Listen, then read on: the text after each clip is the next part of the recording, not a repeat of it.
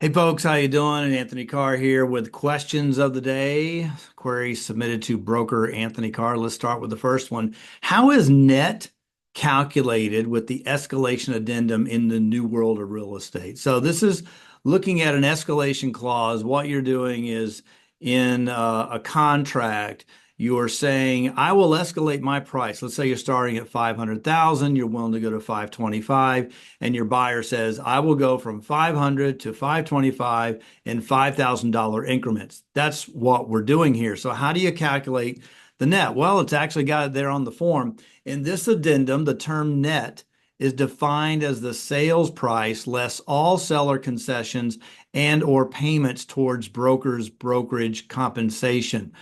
So in the new world, meaning that in NVAR contract, that there could be varying levels of commission that's being offered in the contracts.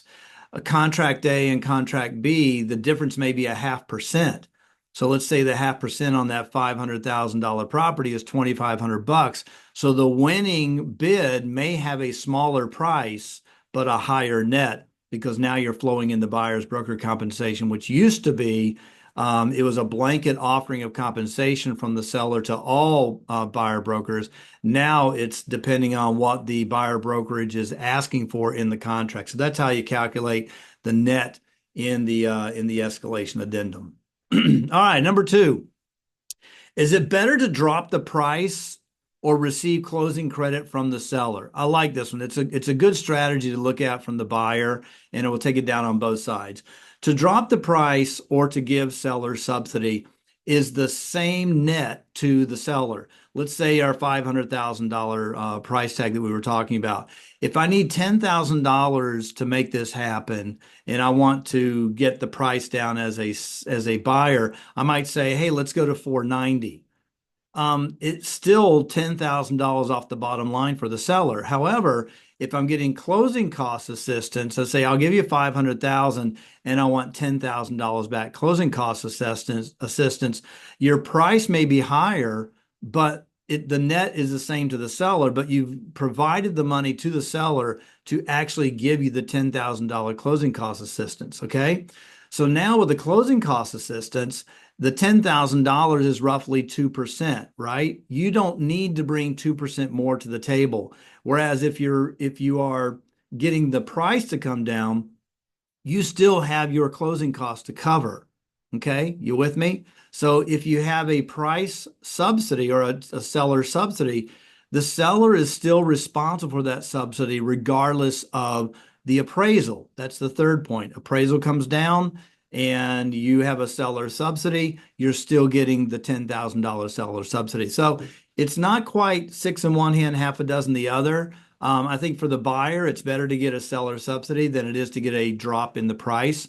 For the seller, probably you know for sure what your amount's going to be if you just get a drop in the price. Because if you have a drop in the price, but then you still have a seller subsidy and the appraisal comes in low, you're still on the dime for the seller subsidy. So better to, I think, for a buyer to get a closing credit, for the seller probably to drop the price.